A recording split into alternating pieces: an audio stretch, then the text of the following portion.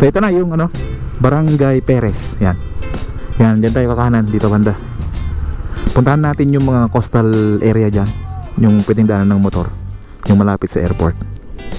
So itong airport na ito ay kayang mag-accommodate ng 100 to 200 million passengers every year. So malaking tulong ito, lalo na dun sa NAIA na ginagamit natin ngayon na airport. Ganda dito, diba? Mala ano to, Mala Beach. Maraming ano, mga anyog sa gilid. Yan na yung airport to, diba? Ito mas malapit to. Ayan natin, kaya ito ng motor natin. Yep. And then dito naman sa parte na to, dyan, meron din dyan, mababa na area nya. Yan, meron din dyan dynamic compaction. Pero yung phase 1 nito ay 50 megawatts lang. So kailangan nilang mag-provide muna ng 300 megawatts na solar farm dito para ma-produce yung, o masupplyan yung gagawin nilang construction dyan para sa phase 1. So kabang-abang to. Antayin natin yung pagkatayo ng ano dito, o paglalagay ng mga solar sa parte na to.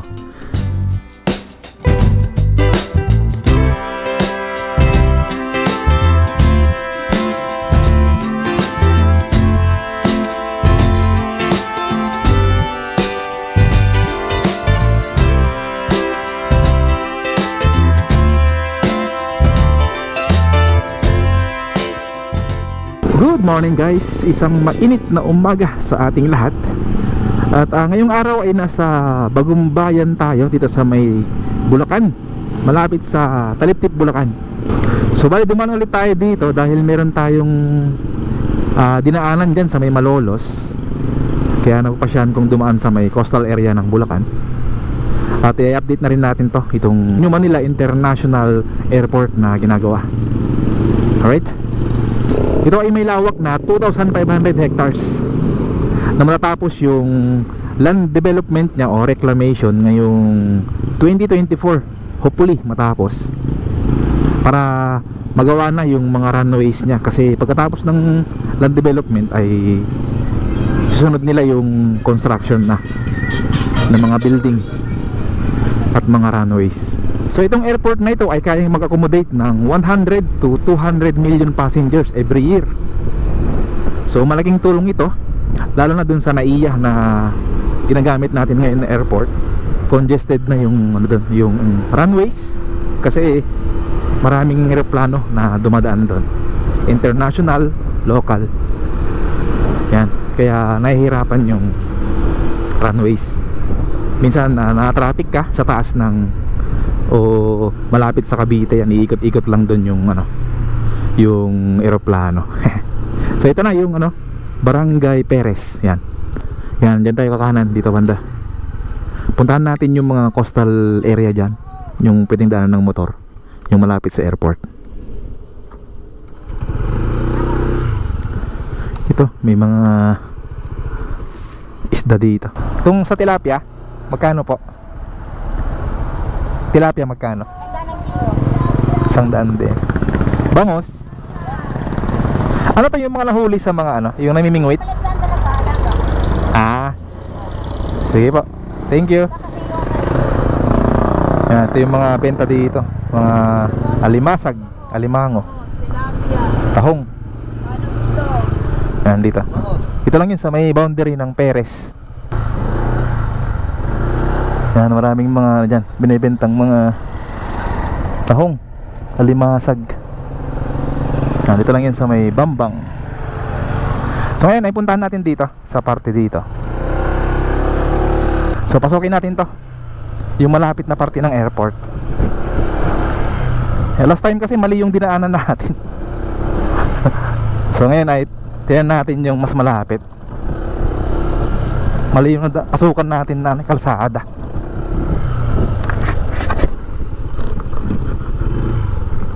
Yan, ito yung mga malapit na area dito, coastal area.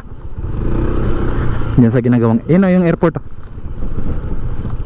Barangay Perez tsaka Bambang, yung malapit dito. Kasi yung talagang area ng airport na yan ay Taliptip, pero may mga parte siya na ano, nasakop niya yung Bambang. Puntahan natin. Ito yung Perez eh. Tapos dyan sa kalahati dyan, yan yung Bambang. Tinanong ko sa mapa kanina. Meron dito pakaliwa eh, yung mas malapit sa airport. Puntahan natin para makita natin kung gaano kalapit nga to. Ayan na siya. Ganda dito. Diba? Mala ano to, Mala Beach. May maraming ano, mga nyog sa gilid.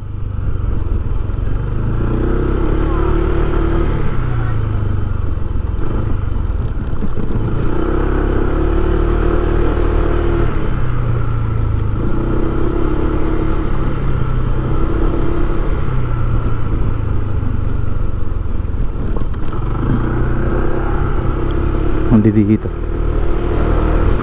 Sa unahan pa.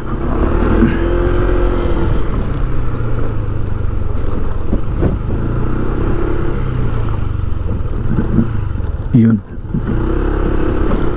Kaya ng motor natin yan. Adventure bike to eh, ATV. Oh, yeah.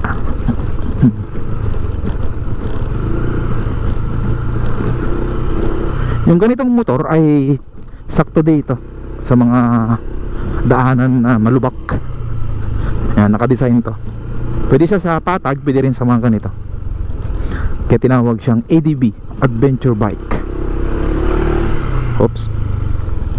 Wait lang. Hindi tayo sa main.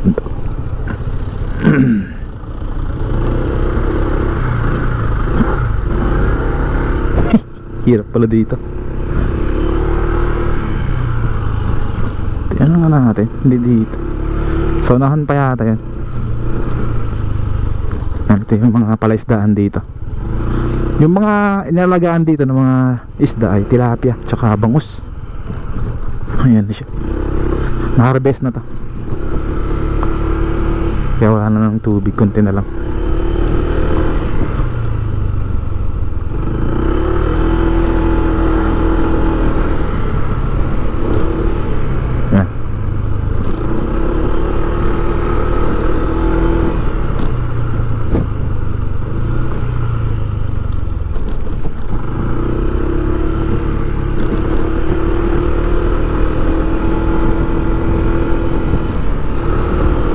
Na-harvest na to.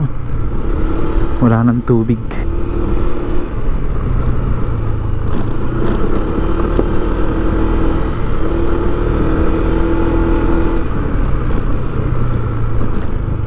Yan, ito yung ano, kakaliwan natin ito. Sarado na yata.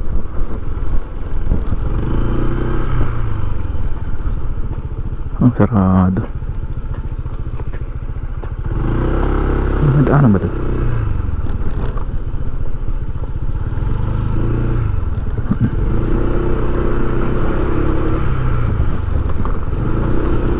Ano pa dito? Daan natin. Yun.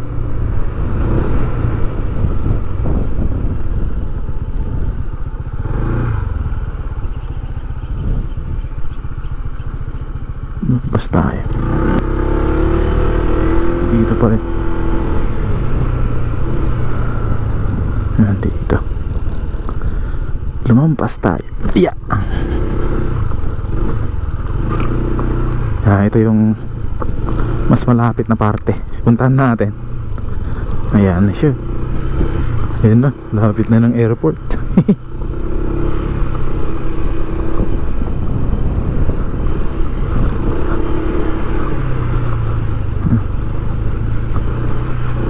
Ito ang daanan. Sana walang aso. Sana walang aso. Ayun. Ito nga. Ito yung daanan. Lapit na tayo sa airport. Ito na oh. Yun, taas oh.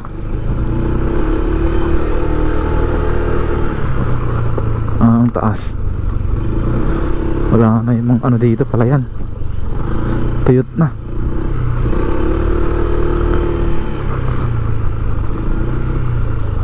Tignan natin kung saan yung dulo nito, yung pwedeng daanan ng motor.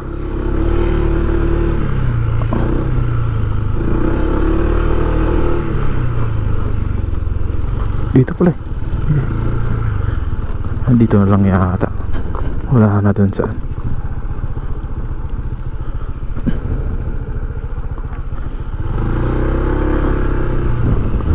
Ito na lang yung parte na. Ayan na yung airport oh. Ayan na yung airport. Wala na dyan. Ano na to? Irrigation na yan. Oh, irrigation na nga ata. Kaya itong motor natin to. Ayan na yung airport oh. Diba?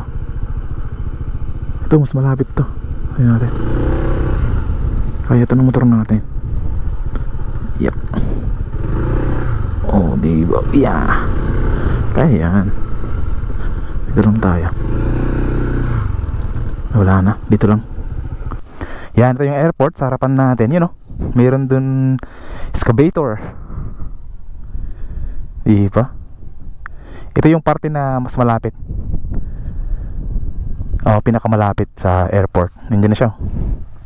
Tapos dyan ang daming mga truck dyan na naghahakot ng mga lupa o buhangin. So ayan, nagpalipad tayo ng drone at nakita natin na hindi pa to kompleto na 2,500 hectares. Marami pa silang nare-reclaim na area. Like dun banda sa pinakadulo, meron dun ginagawang reclamation. Meron din dun ginagawang vertical drains. Meron din ginagawang dynamic compaction sa pinakadulo. And then dito naman sa parte na to, dyan, meron din dyan mababa na area nya. Yan, meron din dyan dynamic compaction. Sinisiksik nila yung lupa pailalim. And then may mga mangilan-ngilan din dyan na mga nag-vertical drains para mailabas yung tubig sa ilalim ng na-reclaim na mga lupa o area. And then dito banda, mataas na dito banda sa may gitna. So hindi ko lang alam kung yan na yung pinakataas ng elevation nya. So tingnan natin sa susunod na update natin. Basta yung mga may ginagawa na parte dito, tsaka dun sa may dulo. Dito banda sa may kaliwa natin, yung ginagawa dyan ay yung ano lang, sa may gilid. So hinanda na yung revetment construction dyan sa parte na yan. So siguro balikan natin siya ulit sa Marso kung gaano na kalawak yung ginagawa nilang land reclamation. And hopefully ngayong taon na to ay matapos na tong land reclamation nya para magawa na yung mga buildings dyan. Kasi ayon sa timeline nya ay ngayong 2024 matatapos tong land reclamation nya. So hopefully sa 2027 ay magiging na to, operational na ayon sa kanyang timeline. So dito sa parte na 2,500 hectares ay ilalagay din o maglalagay din sila ng solar farm tsaka windmill, pero mas marami yung solar na siyang gagamitin sa pag-ooperate ng airport. So ayon sa nabasa ko ay yung base load capacity ng airport ay aabot ng 200 megawatts na kuryente yung buong airport. So ang gagawin nila, ang plano dito ay lalagyan ng 1,200 megawatts na solar farm dito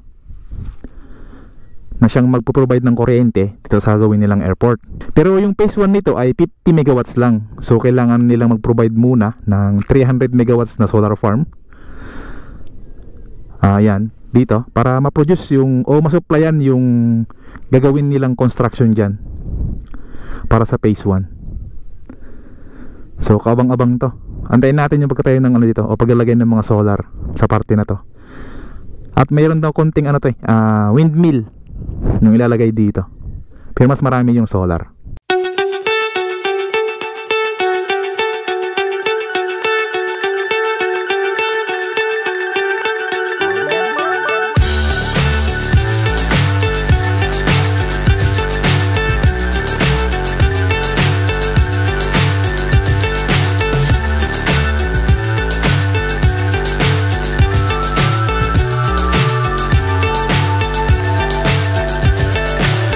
So high, I'm hypnotized. What's up is down, what's left is right. chasing stars and holding you. I can't see the end, but we'll see it through.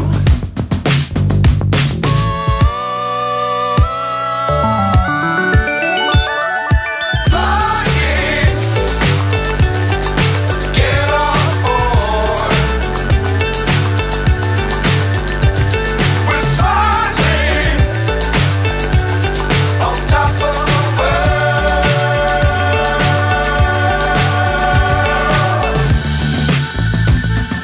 Dangerous times, don't fly too high.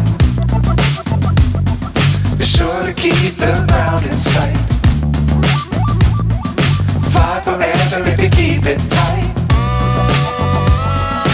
Love the world, but keep the sky on your mind.